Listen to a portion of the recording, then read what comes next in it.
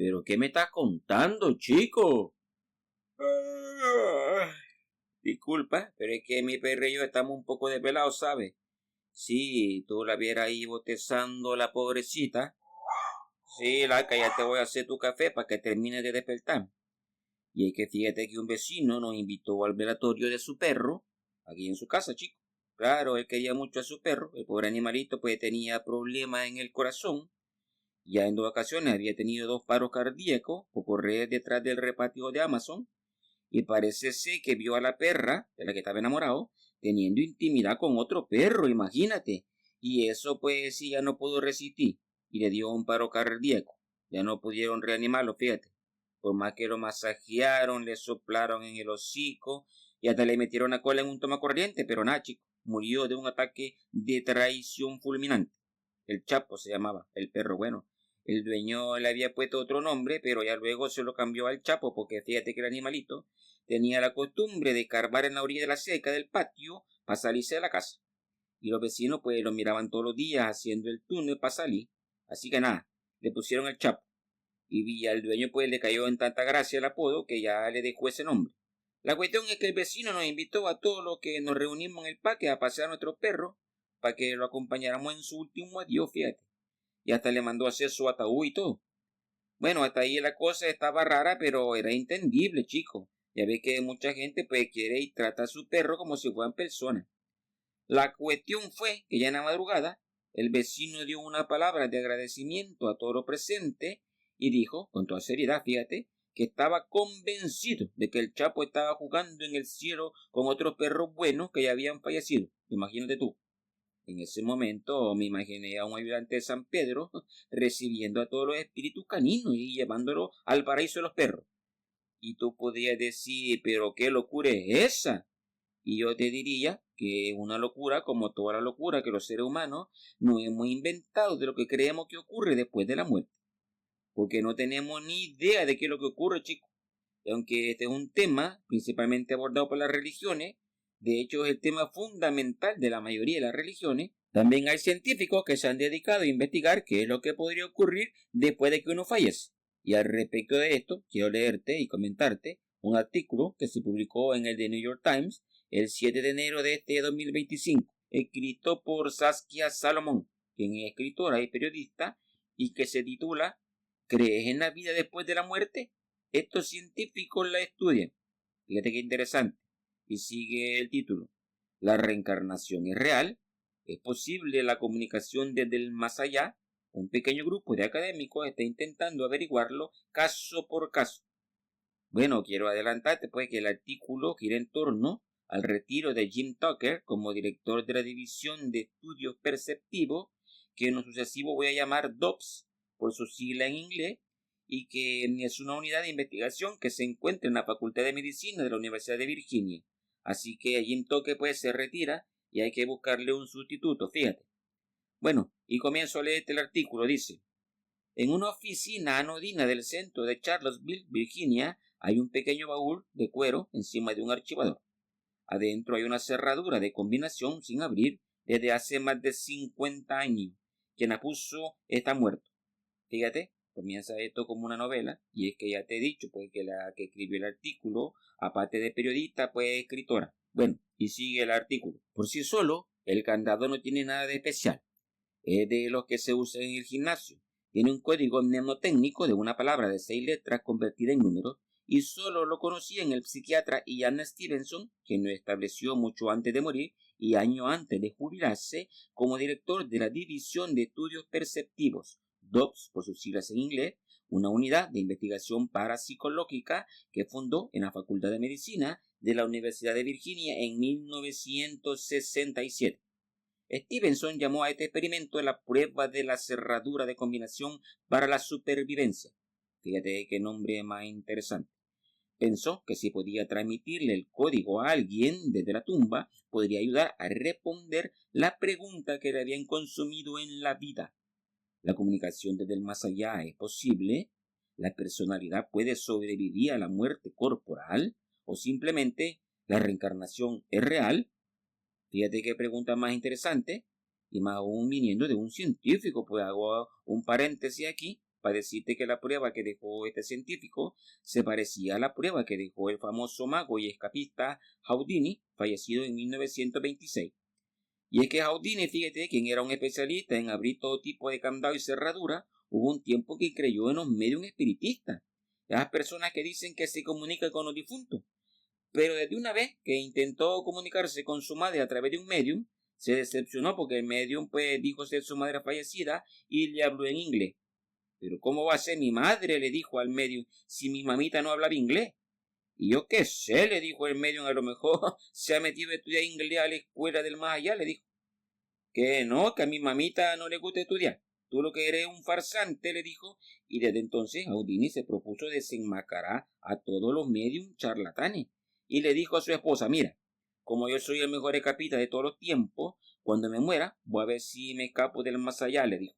No te garantizo nada porque no sé qué tipo de cerradura tendrán del otro lado. A lo mejor son de esas nuevas que saben con tarjeta magnética, pero si puedo escaparme, me escapo, chica. Voy a ponerme en contacto contigo, pero para que ningún medium te vaya a engañar, vamos a crear un código secreto de 10 palabras que solo tú y yo vamos a saber. Si el medium te dice esas 10 palabras, es que soy yo comunicándome contigo, le dijo. Fíjate, claro, pues la pobre viuda estuvo muchos años esperando que su difunto marido se comunicara, pero al final pues se dio por vencida. Pues algo parecido estaba haciendo el científico y Ian Stevenson. Bueno, cierro paréntesis y sigo. Este último enigma, la supervivencia de la conciencia tras la muerte, sigue estando en la primera línea de la investigación de la división. El equipo ha registrado cientos de casos de niños que afirman recordar vida pasada de todo el mundo, excepto de la Antártida, solo porque no hemos buscado casos ahí, dijo Jim Tucker, quien durante más de 2 décadas ha investigado los reportes de vidas pasadas. Hace poco se jubiló tras haber sido director de la DOPS desde 2015. En lo que respecta a la reencarnación en sí, nunca tuve un interés especial en ella, dijo Tucker, quien solo se propuso ser psiquiatra infantil y fue, en un momento dado, director de la Clínica de Psiquiatría Infantil y Familiar de la Universidad de Virginia. Ni siquiera cuando me estaba formando se me ocurrió que terminaría en este trabajo. Ahora, a los 64 años, tras viajar por todo el mundo para registrar casos de posibles recuerdos de vida pasada y luego de publicar libros y artículos propios sobre el tema de la vida pasada, ha dejado el cargo. Fíjate, ya se aburrió de tanta vida pasada. Según un anuncio de trabajo publicado por la Facultad de Medicina, además de su reputación académica, el candidato ideal para sustituir a Tucker debe tener un historial de investigación rigurosa de experiencias humanas extraordinarias, como la relación de la mente con el cuerpo y la posibilidad de que la conciencia sobreviva a la muerte física. Ninguno de los 8 miembros principales del equipo tiene la categoría académica necesaria para desempeñar el cargo, por lo que es necesario encontrar a alguien externo. Creo que existe la sensación de que sería rejuvenecedor para el grupo que viniera una persona de afuera, dijo Jennifer Payne, vicepresidenta de investigación del Departamento de Psiquiatría, quien dirige el comité de selección. Fíjate, andan buscando un reemplazo para Jim Tucker, pero no solo tiene que ser alguien que esté abierto al tema de la vida pasada, sino que además debe tener una preparación académica importante. Y viene aquí un subtítulo que dice científicos que se han desviado del camino habitual. Fíjate qué importante. Estos son los científicos que normalmente terminan haciendo historia. Tucker dirigía una ajetreada consulta cuando se enteró de la existencia de la DOPS. Era 1996 y un periódico local, The Daily Progress de Charlottesville, había hecho un perfil de Stevenson tras recibir financiación para entrevistar a personas sobre sus experiencias cercanas a la muerte. Atraído por el trabajo pionero, Tucker empezó a trabajar como voluntario en la división antes de incorporarse como investigador permanente. Cada uno de los investigadores de la división ha dedicado su carrera y hasta cierto punto ha arriesgado su reputación profesional al estudio de lo llamado paranormal. Esto incluye las experiencias cercanas a la muerte y extracorpóreas, los estados alterados de conciencia y la investigación de vidas pasadas, que se engloban bajo la parapsicología. Son científicos que se han desviado del camino habitual. Fíjate, son unos renegados de la ciencia. Qué bonito. Y digo renegado porque para todo aquello, que al igual que yo estudiaron en la nocturna, quiero decirte que la parapsicología se encarga del estudio de lo paranormal, es decir, todos esos fenómenos mentales y físicos que no tienen explicación científica, como la clarividencia, la telepatía, la precognición, la psicoquinesis, la psicometría, la sincronicidad. Bueno, hay otro, pero todavía nadie lo está investigando, como la prueba del puro y los amarres de amor. Pero sigamos con el artículo. La DOPS es una institución curiosa. Solo existen unos pocos laboratorios en el mundo que tienen líneas de investigación similares. La unidad de parapsicología Questler de la Universidad de Edimburgo, por ejemplo, pero la DOPS es la iniciativa más destacada. La única otra unidad de parapsicología importante en Estados Unidos era el Laboratorio de Investigación de Anomalías de Ingeniería de Princeton, que se centraba en la telequinesis y la percepción extrasensorial. Esa unidad se cerró en 2007. Aunque técnicamente forma parte de la Universidad de Virginia, la DOPS ocupa 4 espacios similares a condominio dentro de un edificio residencial. Está notablemente alejada del frondoso campus principal de la universidad y al menos a un par de kilómetros de la Facultad de Medicina. Fíjate, parece que la universidad se avergüenza un poco de esta unidad y la tiene así un poco como escondida. Nadie sabe que estamos aquí, dijo Bruce Grayson, de 78 años, antiguo director de la DOPS y profesor emérito de Psiquiatría y Ciencias Neuroconductuales de la Universidad de Virginia, quien empezó a trabajar con Stevenson a finales de la década de los 70. Ian era muy cauto al respecto porque se había enfrentado a muchos prejuicios, dijo Grayson. Mantuvo un perfil muy bajo. Grayson recibió mucha crítica antes de unirse a la DOPS. Había trabajado en la Universidad de Michigan durante 8 años al principio de su carrera, pero su interés por las experiencias cercanas a la muerte empezó a irritar a otros, como le ocurrió a Stevenson. Me dijeron sin rodeo que no tendría futuro ahí si investigaba las experiencias cercanas a la muerte, porque eso no se puede medir en un tubo de ensayo, dijo. A menos que pudiera cuantificarlo como una medida biológica, no querían oír hablar de eso. Dejó Michigan por la Universidad de Connecticut, donde pasó 11 años y luego encontró el camino hacia la DOPS. Fíjate qué triste, la misma comunidad científica margina este tipo de investigaciones y a las personas que las realizan cuando en verdad, según lo que yo pienso, este tipo de investigaciones no solo son importantes, sino que son necesarias para explicar lo que somos nosotros mismos como seres humanos. Bueno, y sigo. El ambiente dentro de la DOPS es de calma y estudio. Solo hay algunas señales de las actividades del equipo. En el laboratorio del sótano hay una jaula de Faraday revestida de cobre que se usa para evaluar a los sujetos con experiencias extracorpóreas y cabezas de maniquí de goma espuma con gorro de electroencefalograma. Arriba, a lo largo de toda la pared de la biblioteca conmemorativa Ian Stevenson, que cuenta con más de 5.000 libros y documentos relacionados con la investigación de vidas pasadas, hay una vitrina con una colección de cuchillos, espadas y mazos, armas descritas por niños que recordaban un final violento en su vida anterior. No se trata del arma en sí, sino del tipo de arma utilizada, explicó Tucker. Cada objeto está etiquetado con detalles intrincados, a veces sangrientos. Uno de los objetos expuestos contaba la historia de una niña birmana, Ma Min Tain, que nació con deformidad en los dedos y marcas de nacimiento en la espalda y el cuello. Según los aldeanos, decía el rótulo, el hombre cuya vida recordaba fue asesinado, le habían cortado los dedos y lo degollaron con una espada. También hay una fotografía de las manos de la niña, a la derecha le faltan 2 dedos. El hecho de que los niños que afirman recordar vida pasada sea más frecuente en el sur de Asia, donde la reencarnación es un principio básico de muchas creencias religiosas, ha sido utilizado por los críticos para desacreditar los estudios. Después de todo, seguramente es muy fácil encontrar pruebas corroborativas en lugares con una creencia preexistente en la reencarnación. Sin embargo, el tema de la vida después de la muerte ha sido una preocupación existencial para los seres humanos a lo largo del tiempo, y en muchas culturas la reencarnación es un principio central de las creencias.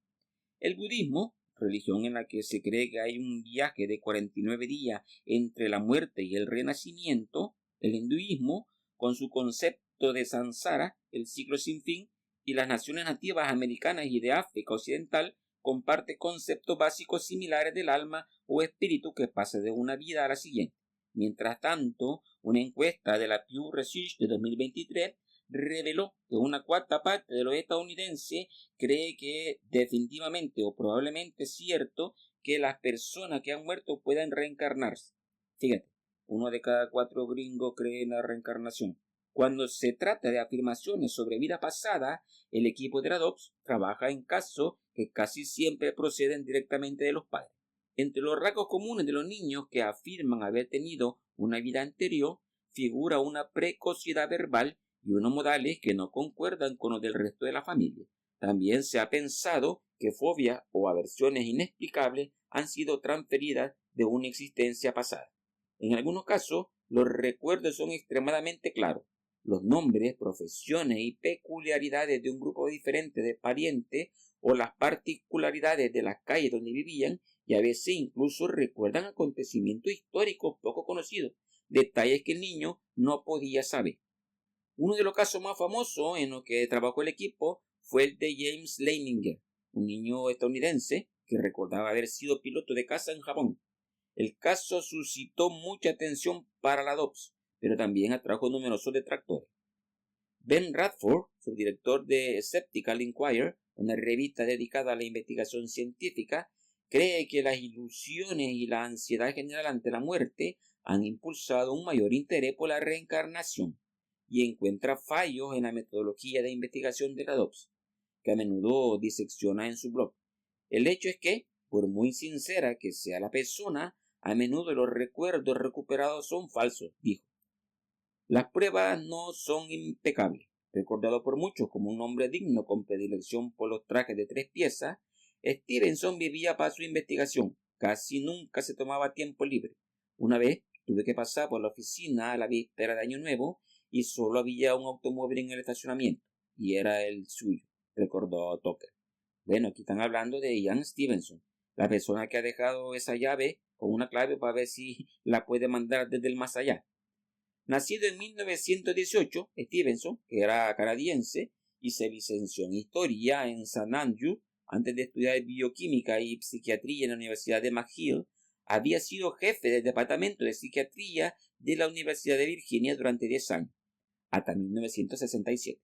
A principios de la década de 1960 se había desilusionado de la medicina convencional. En una entrevista concedida a The New York Times en 1999, dijo que se había sentido atraído por el estudio de las vidas pasadas debido a su descontento con otras explicaciones de la personalidad humana. No me satisfacían ni el psicoanálisis, ni el conductismo, ni la neurociencia, me parecía que faltaba algo. Así que empezó a registrar casos potenciales de reencarnación que llegaría a llamar casos del tipo de reencarnación. Fue uno de los primeros trabajos de investigación sobre casos del tipo de reencarnación de un viaje a India en 1966, el que llamó la atención de Chester Carlson, el inventor de la tecnología que hay detrás de la fotocopiadora Xerox. Fue la generosa ayuda económica de Carlson la que permitió que Stevenson dejara su puesto en la Facultad de Medicina y se dedicara a la investigación de vidas pasadas a tiempo completo. El decano de la Facultad de Medicina por aquel entonces, Kenneth Crispell, no aprobaba esta incursión en lo paranormal. Se alegró de que Stevenson renunciara a su puesto en el Departamento de Psiquiatría y, creyendo en la libertad académica, accedió a formar una pequeña división de investigación. Sin embargo, cualquier esperanza que Crispell tuviera de que Stevenson y sus ideas poco ortodoxas desaparecerían en las sombras académicas se desvaneció rápidamente. Carlson murió de un ataque al corazón en 1968 y en su testamento legó $1 millón al proyecto de Stevenson. Aunque no toda la atención fue positiva en los primeros años de la división, algunas personas de la comunidad científica estaban intrigadas. O Stevenson comete un error colosal o será conocido como el Galileo del siglo XX, escribió el psiquiatra Harold Leaf en un artículo de 1977 para el Journal of Nervous and Mental Disease. En la actualidad, la DOPS sigue financiándose de manera íntegra mediante donaciones privadas. En octubre se anunció que la división había recibido el primer pago de una donación de $1 millón del fondo delegado de Philip Rothenberg, que se utilizará para financiar a investigadores que inician su carrera. También han prestado su apoyo las hermanas Bonner, Priscilla Bonner Wolfman y Margaret Bonner Lowry, actrices del cine mudo de la década de 1920, cuya dotación sigue financiando la dirección de la DOPS. Otro partidario improbable es el actor John Cleese, quien conoció por primera vez la división en el Instituto Salem, un retiro y comunidad intencional situado en Big Sur, California. Esta gente se comporta como buenos científicos, dijo Cleese en una entrevista telefónica. Los buenos científicos buscan la verdad, no solo quieren tener razón. Creo que es absolutamente asombroso y bastante vergonzoso el modo en que la teoría reduccionista, materialista, ortodoxa, contemporánea, trata todas las cosas, y son muchas, que no pueden ni empezar a explicar. En los próximos años del departamento, Stevenson viajó mucho por todo el mundo y registró más de 2.500 casos de niños que recordaban vida pasada. En esta época anterior a Internet, descubrir tantos relatos y tendencias similares sirvió para reforzar su tesis. Los hallazgos de estas excursiones, recogidos con la pulcra caligrafía de Stevenson, están almacenados por países en archivadores y se encuentran en el lento proceso de ser digitalizados. De esta base de datos, los investigadores han extraído conclusiones que consideran interesantes. Los casos más fuertes, según los investigadores de la DOPS, se han encontrado en niños menores de 10 años, y la mayoría de los recuerdos suelen producirse entre los 2 y los 6 años, edad a partir de la cual parecen desvanecerse. El promedio de tiempo entre la muerte y el renacimiento es de unos 16 meses, periodo que los investigadores consideran una forma de intermedio. Muy a menudo, el niño tiene recuerdos que coinciden con la vida de un familiar fallecido. Sin embargo, a pesar de todo este meticuloso trabajo, Stevenson era consciente de las limitaciones de la investigación de la vida pasada. Las pruebas no son impecables y desde luego no obligan a tal creencia, explicó en una conferencia en la Universidad del Sudoeste de Luisiana, ahora Universidad de Luisiana en Lafayette, en 1989. Incluso la mejor de ellas está abierta a interpretaciones alternativas y solo cabe censurar a quien dice que no hay prueba alguna. Ian pensaba que la reencarnación era la mejor explicación, pero no estaba seguro, dijo Grayson. Pensaba que muchos de los casos podrían ser otra cosa. Podría ser una especie de posesión, incluso podría ser un delirio. Hay muchas posibilidades distintas. Podría ser clarividencia o captar la información de otras fuentes de la que no eres consciente. Fíjate, esto es muy interesante porque Ian Stevenson era muy honesto en decir que aunque la reencarnación parecía la mejor explicación, pues él no estaba seguro porque había otro montón de cosas que podrían dar explicación al fenómeno. Y una de ellas es una con la que yo concuerdo, y es que podría ser que estos niños no estuvieran recordando vidas pasadas de ellos, sino que estuvieran accediendo a información de vidas pasadas de otras personas. Bueno, pero sigamos. Tras pasar más de la mitad de su vida estudiando vidas pasadas, Stevenson se retiró de la DOPS en el 2002, cediendo la batuta a Grayson. Aunque vigilaba los procedimientos desde lejos, ofreciendo orientación cuando se le solicitaba, nunca volvió a poner un pie en la división. Murió de neumonía 5 años después, a los 88 años. Y viene aquí un subtítulo: muchos recuerdos son difíciles. Cada año, la DOPS recibe más de 100 correos electrónicos de padres en relación con algo que ha dicho su hijo. Dirigirse a la división suele ser un intento de aclarar la cosa, pero los investigadores nunca prometen respuesta. Su única promesa es tomarse en serio estas afirmaciones, pero en cuanto a que el caso tenga suficiente entidad como para investigar lo suficiente como para verificar potencialmente que coincida con una vida pasada, son muy pocos, dijo Tucker. La DOPS rara vez tiene en cuenta los relatos de los adultos. No son nuestro principal interés. En parte porque como adulto has estado expuesto a muchas cosas, explicó Tucker. Puedes pensar que no conoces cosas de la historia, pero es muy posible que hayas estado expuesto a ellas. Pero además, el fenómeno se da típicamente en los niños pequeños. Es como si llevaran los recuerdos consigo y normalmente son muy pequeños cuando empiezan a hablar. También existe la preocupación de que los padres busquen llamar la atención. Hay gente que dice, bueno, los padres solo lo hacen para tener sus 15 minutos de fama o lo que sea, dijo Tucker. Pero a la mayoría de ellos no les interesa que nadie lo sepa, ya sabe, porque es algo embarazoso o les preocupa que la gente piense que su hijo es raro.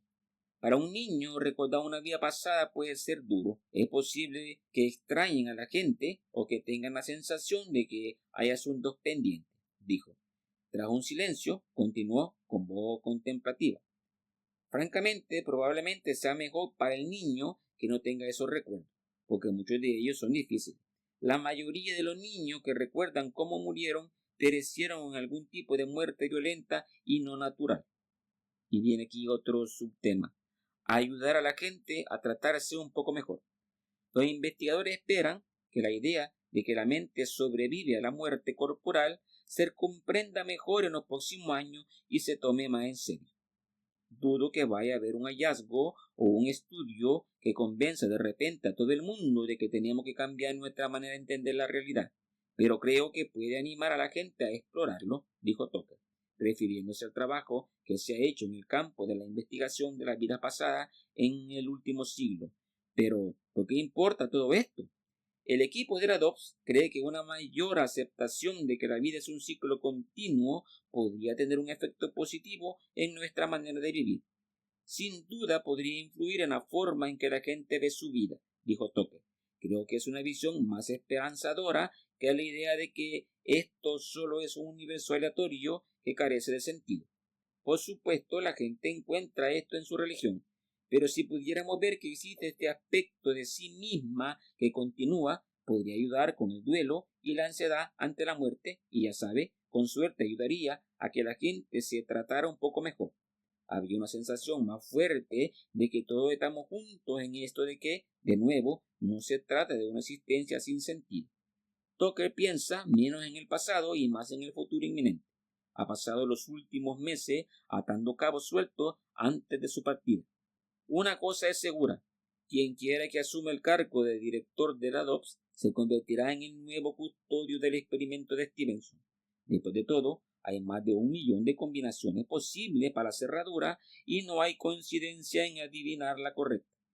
Muchos lo han intentado. Algunos incluso han intentado recuperar el código del propio Stevenson recurriendo a la ayuda de medium espirituales, pero esto ha sido en vano. En cuanto a Tucker, planea trasladarse a Carolina del Sur con su esposa para estar más cerca de sus nietos. Estoy pensando en pasar página y empezar un nuevo capítulo, dijo. ¿Una nueva vida, tal vez? Sí, bastante, aunque no como usamos ese término aquí, dijo con una sonrisa. Bueno, así termina el artículo y como siempre me voy a tomar el atrevimiento de sacar unas conclusiones personales sobre el tema. Bueno, la reencarnación es un tema que ha formado parte de las creencias de muchas culturas y pueblos desde tiempos inmemoriales, lo cual es totalmente comprensible, pues es que como ser humano nos es difícil aceptar que nuestro paso por el mundo sea tan efímero, que no seamos nada trascendente y que nuestra vida sea tan breve e insignificante, y claro, pues encontramos algún tipo de consuelo en creer que la muerte no puede ser el final de todo y que a lo mejor pues regresamos aquí en ciclos de vida en los que realizamos un aprendizaje y nos perfeccionamos. Claro, eso es más bonito y esperanzador. Y si creer en esto te sirve de algo, pues qué bien, chico, me alegro por ti. Hay otro como mi vecino que cree que cuando muera se va a ir al cielo a jugar con su perro. ¿Y quién soy yo para decir que esas cosas no tienen sentido, chico? Si la verdad es que nadie puede saber qué es lo que ocurre luego de la muerte. Ahora, si tú me preguntas que si yo creo que hay vida después de la muerte, yo te respondo que sí. Pero claro, chico, que hay vida después de la muerte, porque la vida es una fuerza interminable. Ahora, de eso a que crear en la reencarnación es otra cosa.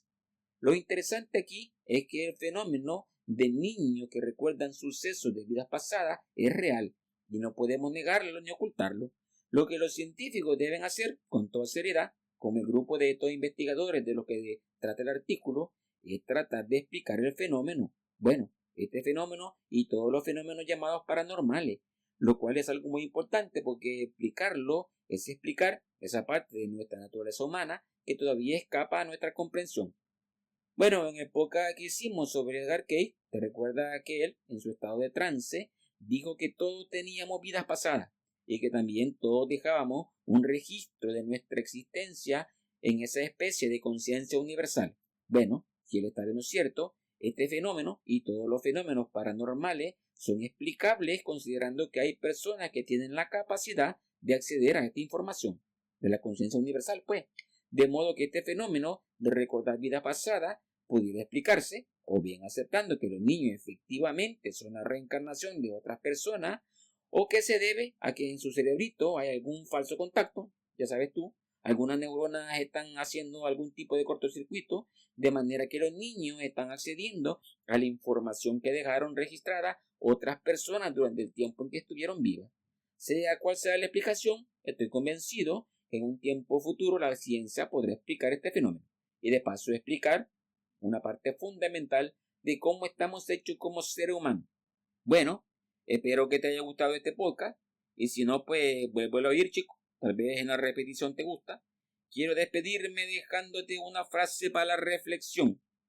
Si hay reencarnación es porque hay personas que no les alcanza una vida para hacer todo el bien que querían y otras a las que no les alcanza una muerte para pagar todo el mal que hicieron. Este ha sido el viejo Nacho y su compañera Laika transmitiendo para todos ustedes y recordándole que si se van a reír, que sea en serio y pórtense bien porque siempre es más barato.